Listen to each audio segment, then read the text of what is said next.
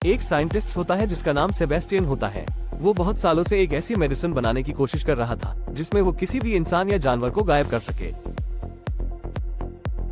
लेकिन वो अपने एक्सपेरिमेंट को पास नहीं कर पाता है।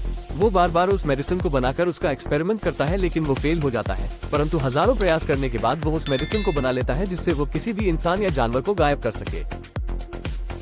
अब इस मेडिसिन से वो उन सब जानवरों को वापस लाना चाहता है जिनको उसने एक्सपेरिमेंट के दौरान उसने गायब कर दिया था, और वो ऐसी मेडिसिन को बनाकर तैयार कर देता है जिसमें वो किसी भी गायब हुए इंसान या जानवर को वापस विजिबल कर सके।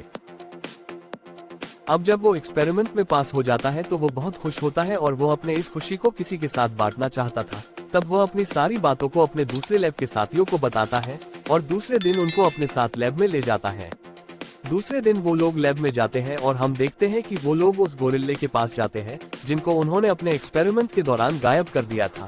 लेकिन अब वो लोग उस गोरिल्ले को वापस विजिबल करना चाहते थे, जिसके लिए सेबेस्टियन गोरिल्ले के पास जाता है और उस गोरिल्ले को एक इंजेक्शन देकर बेहोश कर देते हैं, जिसके दौरान सेबेस्टियन के हाथ में चोट लग जाता है। गोरिल्ला के बेहोश होने के बाद उसको ले जाकर एक टेबल पर रखकर उसके हाथों और पैरों को मजबूती से बांध देते हैं। तब सेबेस्टियन गोरिल्ले को वही इंजेक्शन देता है जिसको उसने कई सालों तक एक्सपेरिमेंट करके बनाया था, जिसके कारण गायब हुआ इंसान या जानवर विजिबल हो सकता है। इंजेक्शन को गोरिल्ले को इंजेक्ट करने के बाद गोरिल्ले को बहुत ज्यादा दर्द और घबराहट होती है और उसको बहुत ही कठिन दौर से गुजरना होता है, और इसी के साथ उसका हार्ट बीट बहुत ही ज्यादा बढ़ जाता है। उसे देखकर ऐसा नहीं लग रहा था कि गोरिल्ला अब बच भी पाएगा, लेकिन सेबेस्टियन गोरिल्ले को बचाने की पूरी कोशिश करता है। तभी गोरिल्ले को इलेक्ट्रिक शॉक दिया जाता है, जिसके वजह से गोरिल्ला ठीक होने लगता है। अब उसकी हार्ट बीट नॉर्मल होने लग जाता है और उसका शरीर भी धीरे धीरे विजिबल होने लग जाती है जैसा कि वो पहले था, और आखिरी शॉक में वो बिल्कुल ठीक हो जाता है। अब वो अपने असली रूप में आ जाता है और तभी सेबेस्टियन और उसके साथी बहुत खुश होते हैं क्योंकि वो लोग अपने एक्सपेरिमेंट में कामयाब हो जाते हैं। ये सारा एक्सपेरिमेंट आमी के लिए हो रही होती है और तब आमी का एक मीटिंग होता है जिसमें सेबेस्टियन और उनके सभी साथी भी रहते हैं, और तभी सेबेस्टियन उन आमी वालों से झूठ बोल देता है कि अभी तक कोई भी सफलता नहीं मिली है और एक्सपेरिमेंट पूरा करने के लिए उनसे थोड़ा समय और मांगता है। तब आर्मी का हेड सेबेस्टियन को बोलता है कि तुम ऑलरेडी काफी समय ले चुके हो और हमें अभी तक कोई भी सफलता नहीं मिली है, लेकिन ये लास्ट टाइम है जो हम तुम्हें दे रहे हैं, नहीं तो इसके बाद तुम्हारे जगह हम किसी और को लाएंगे। और इसके बाद सेबेस्टियन और उनके सभी साथी बाहर आ जाते हैं। सेबेस्टियन के साथी जिनमें एक लड़की रहती है जिसका नाम लिंडा होता है और एक लड़का जिसका नाम मैथ्यू होता है, जो कि सेबेस्टियन से पूछते हैं तुमने उनसे झूठ क्यों बोला कि हमें अभी तक कोई सक्सेस नहीं मिली, जबकि हमें सक्सेस मिल गई है और हमने चेक भी कर लिया है। तभी इसके बाद सेबेस्टियन कहता है कि हाँ, हमें अभी तक पूरी तरह से सक्सेस नहीं मिली है क्योंकि अभी हमने उस मेडिसिन को केवल जानवरों पर ही टेस्ट किया है और मैं इसे किसी इंसान पर ट्राई करके देखना चाहता हूँ, और वो इंसान और कोई नहीं वो खुद ही होता है। और वो अपने सारे साइंटिस्ट्स को एक जगह बुलाकर उनसे मीटिंग करता है और बोलता है कि यदि मैं किसी और को बोलूंगा कि इस मेडिसिन के एक्सपेरिमेंट को तुम अपने ऊपर अप्लाई करो तो कोई नहीं करेगा, इसीलिए मैं इस एक्सपेरिमेंट को अपने ऊपर ट्राई करूंगा।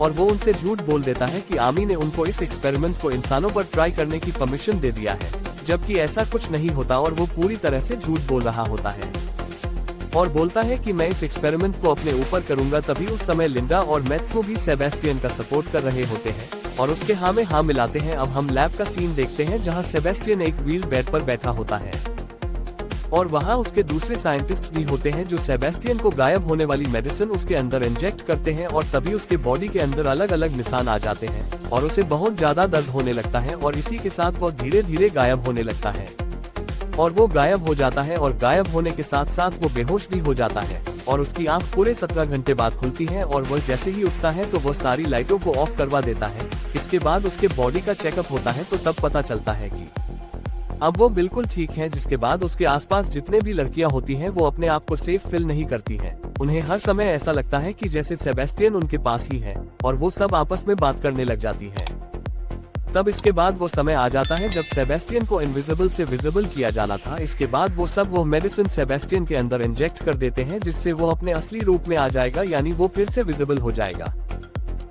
उसके बाद सेबेस्टियन को बहुत ज्यादा असहनीय दर्द होने लगता है और सबसे बड़ी बात ये है कि सेबेस्टियन अब विजिबल भी नहीं हो पाता है और उसकी हालत बहुत नाजुक और क्रिटिकल हो जाता है और वो अपने मौत के बहुत करीब होता है। इसके बाद उन सब के पास कोई भी ऑप्शन नहीं होता है। वो सब उसकी पूरी बॉडी पर जेलेटिन डालकर एक मास्क बना देते हैं जिसके कारण वो विजिबल रहे, यानी उन सबको सेबेस्टियन दिख सके। लेकिन इसके बाद सेबेस्टियन मैथ्यू पर बहुत ज्यादा गुस्सा होता है और उस पर चिल्लाने लग जाता है और बोलता है कि तुमने मुझे इन कुछ दिनों में जो दर्द दिया है वो बहुत ज्यादा है। और ऐसा बोलते ही सेबेस्टियन बेहोश हो जाता है, क्योंकि अब वो फिर से विजिबल नहीं हो पाता है, जिसके कारण उसका दिमागी हालत बहुत ही ज्यादा डिस्टर्ब और खराब हो जाता है।